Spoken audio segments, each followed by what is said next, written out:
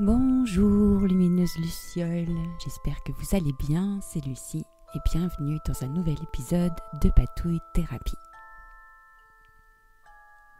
Aujourd'hui, je vous emmène avec moi dans un univers magique avec ce nouvel ami que les Lucioles qui sont sur Patreon ont découvert en live et ont assisté à la naissance de ce nouvel ami, qui est une sorte de recyclage d'un précédent journal et puis une espèce de junk journal. Donc il y a plein de papiers différents, il y a beaucoup de papiers colorés dans les tons froids et argentés, et il y a aussi du papier brouillon, etc. Et j'avais beaucoup d'idées pour ce livre et c'est simplement en le faisant, en commençant à jouer sur les pages que j'ai décidé de ce qu'il allait devenir.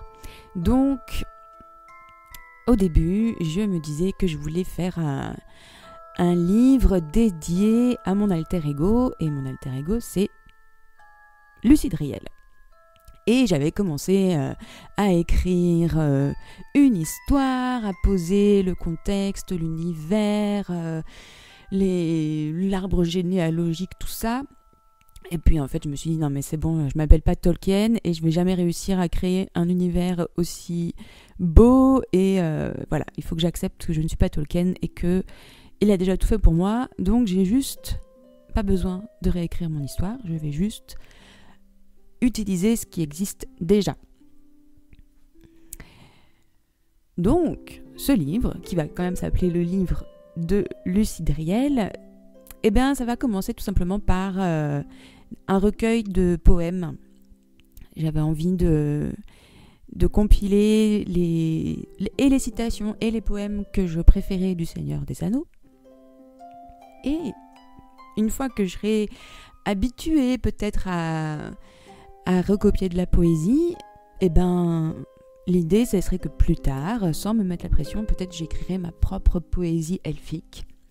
D'ailleurs, en faisant mes recherches, j'ai appris maintenant qu'il y a un traducteur elfique sur Google, je crois, parce que le moteur de recherche russe a proposé cette fonctionnalité et il me semble que du coup Google s'est dit mais c'est pas possible, on peut pas laisser passer ça, et donc maintenant on peut traduire des textes en elfique sur Google. Wouhou. Donc voilà, donc ce sera un recueil de poèmes ou de citations elfiques du Seigneur des Anneaux. Et donc pour l'atmosphère de ce livre, je veux que quand je l'ouvre, je plonge dans cet univers, que ça m'embarque dans un univers elfique et surtout un univers beau.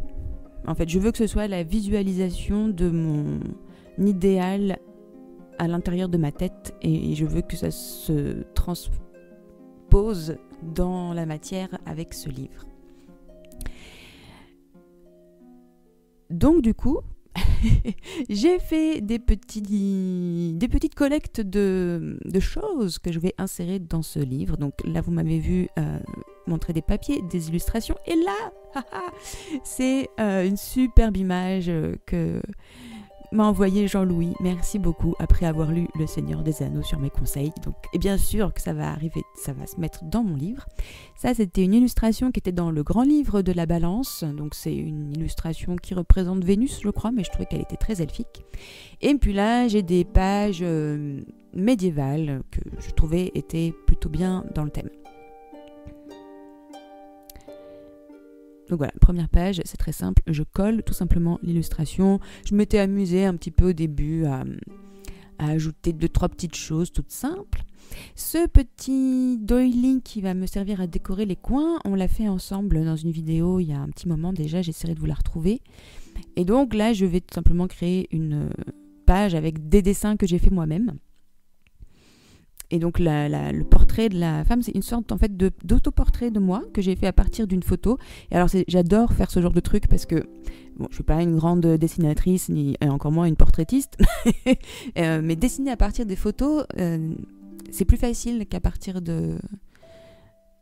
qu'à partir de rien ou qu'à partir d'un dessin. Et en plus, ça donne toujours des choses assez inattendues quand on essaye de faire son autoportrait en tout cas. Et donc là, ça a donné une espèce de... Ça me rappelle en fait ma mère, ma grand-mère. Enfin, je vois toutes les femmes de ma famille dans ce portrait.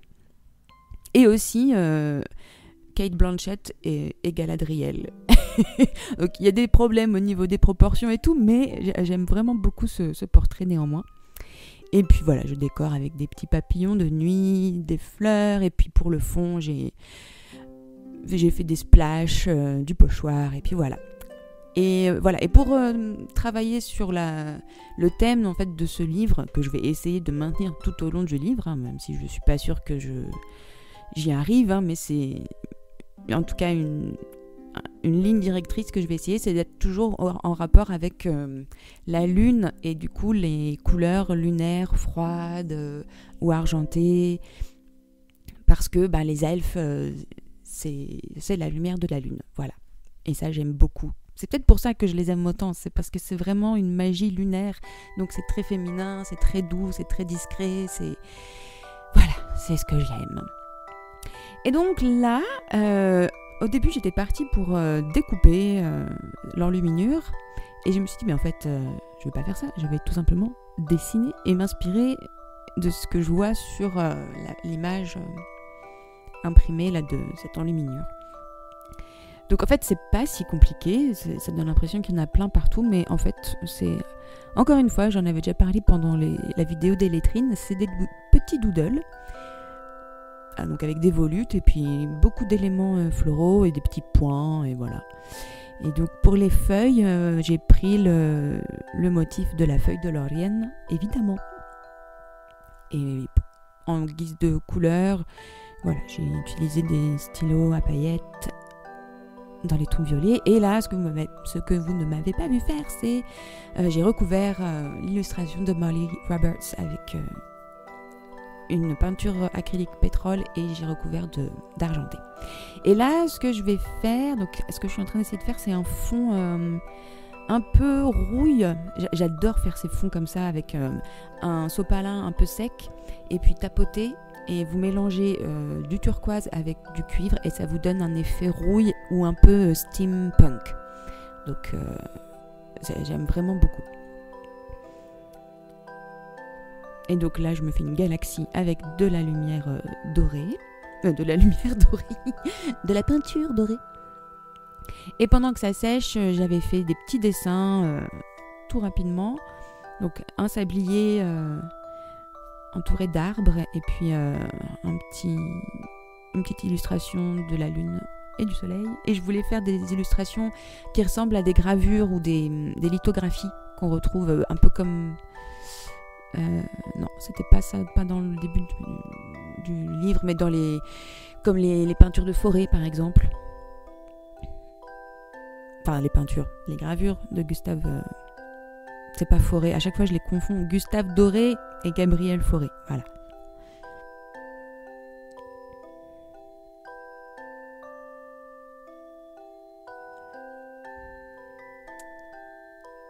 Et voilà, pour l'instant, je considère que ma composition est terminée. Ensuite, j'ai refait une recherche d'images et j'ai retrouvé ce poème, L'Arbre à légende, des illustrations d'un livre pour enfants, des illustrations que j'avais faites dans des précédents journaux, et les journaux, je les ai bazardés, j'ai gardé les pages que je préférais et du coup je vais pouvoir utiliser ces illustrations. Donc pour commencer, c'est pas compliqué, je colle cette première page que j'avais faite, c'était en 2020. Ouais, je crois bien que c'était en 2020 ou peut-être 21, bref, je sais plus, mais c'était mes tout premiers journaux.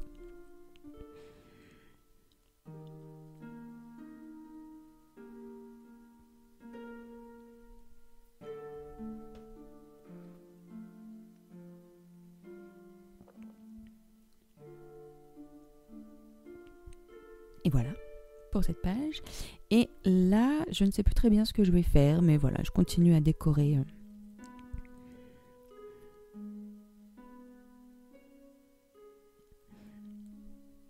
Et donc volontairement, ce journal, ce livre, ce sera pas vraiment un livre tout foufou avec plein de pochettes secrètes partout. J'ai envie qu'il soit très très simple d'accès. J'ai pas besoin de cacher des messages ou quoi. Au contraire, je veux plonger dedans directement.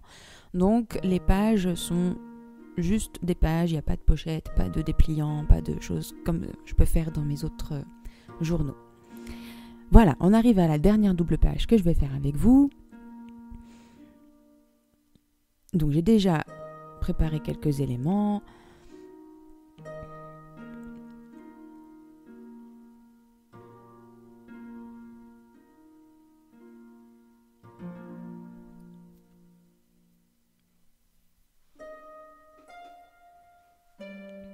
Et pour cette page de droite, donc, je voudrais que l'image, donc ça c'est une gravure justement de Gustave Doré, je voudrais que cette image fasse partie de la page. Donc du coup je la colle d'abord et ensuite je viens barbouiller ma feuille, enfin ma page avec de l'aquarelle en tube que j'ai mélangé avec de la peinture craie pour qu'elle soit bien opaque. Et à laquelle je vais aussi ajouter des reflets un peu bleu ciel.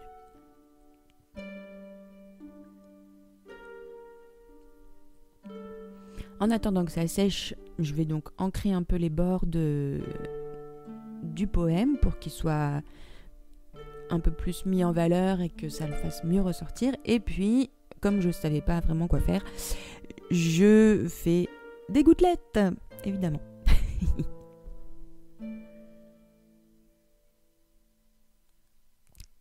Et une fois que c'est à peu près sec, parce que j'étais très impatiente, donc mes gouttelettes ne sont pas sèches, mais bon, tant pis, je viens coller tous mes éléments comme j'avais prévu. Et alors, volontairement, normalement, le poème s'appelle L'Arbre à légende, mais ça faisait c'était trop gros. Donc du coup je l'ai simplement laissé l'arbre et puis j'ai mis la référence du poème, son auteur en bas, donc j'ai pas de problème à juste l'appeler l'arbre avec une enluminure. Et voilà. Et maintenant on peut regarder en détail ce livre magique.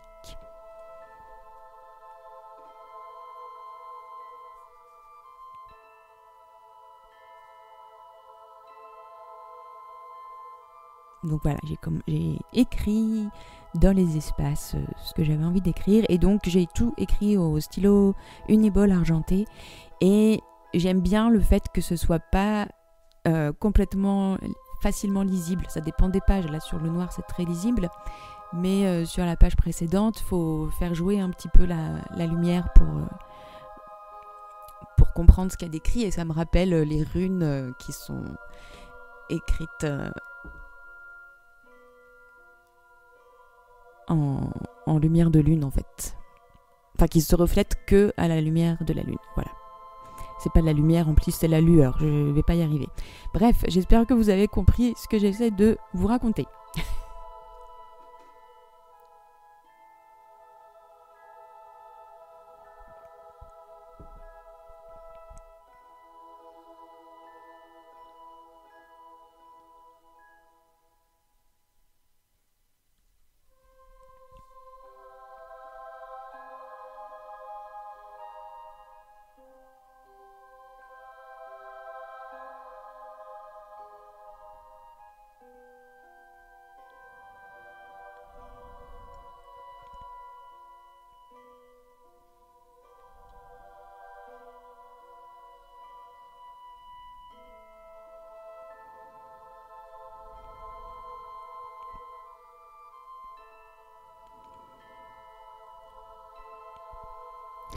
Et bien voilà, j'espère que ce petit moment créatif vous aura donné des idées pour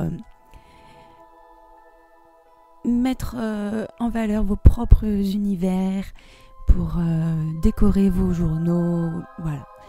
Un grand merci pour votre présence et à très bientôt pour de nouvelles patouilles. Bye bye!